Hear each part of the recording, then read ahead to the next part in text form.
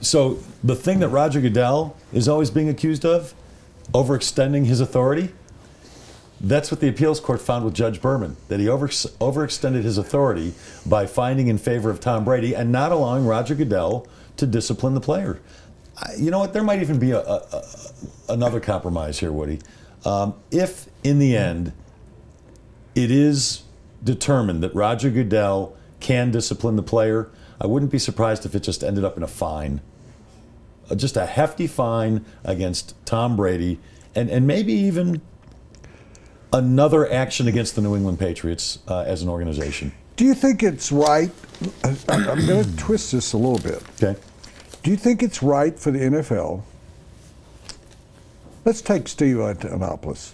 He's been an employee for the Denver Broncos forever. Let's forget him for a second.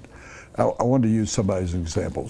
Steve Scarpacchio, the videographer, Scarnecchia. Yeah, who got into trouble and was I think Scarpacchio was an Italian dish. Yeah. Scallopini? Yeah, a little marinara. Yeah.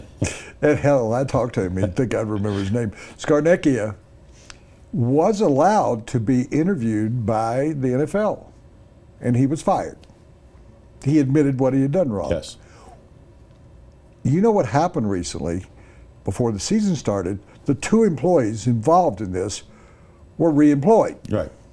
They came back to work for the Patriots. They're in different roles. I don't think either one of them can get near the football. They're not allowed to touch a football. Why doesn't the NFL finally, their employees, they can say, we'd like to see you in our office, and talk to them, and then say, we were right or we were wrong based on talking to the two guys.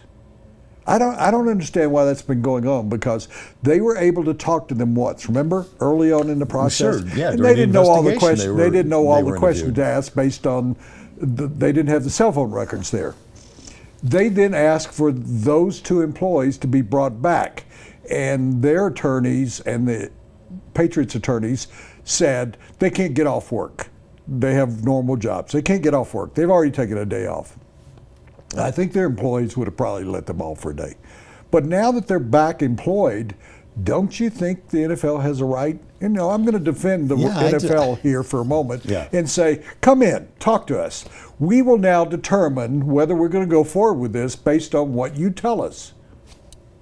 That would be my recommendation, and that's being kind of lost in everything. Well, I would think the NFL could call in anybody who's employed by an NFL team. Well, Brady went and talked to him. Yeah. I mean, he went in and talked to, finally, he did sit down with Goodell and answered the questions in whatever way he wanted to. And weren't the two of them talked to during the Ted Wells investigation?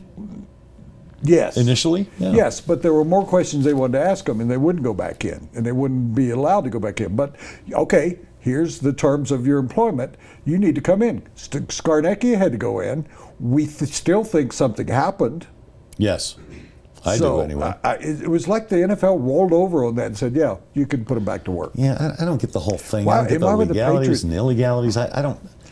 And why isn't Kraft appealing his... Just go away. Why isn't Kraft appealing his fine of, well, wasn't that $2 million or $10 million or something ridiculous, which would seem like a minor fine to him, parking ticket to Robert Kraft and his business. Anyway, can we put that aside for a while? Sure.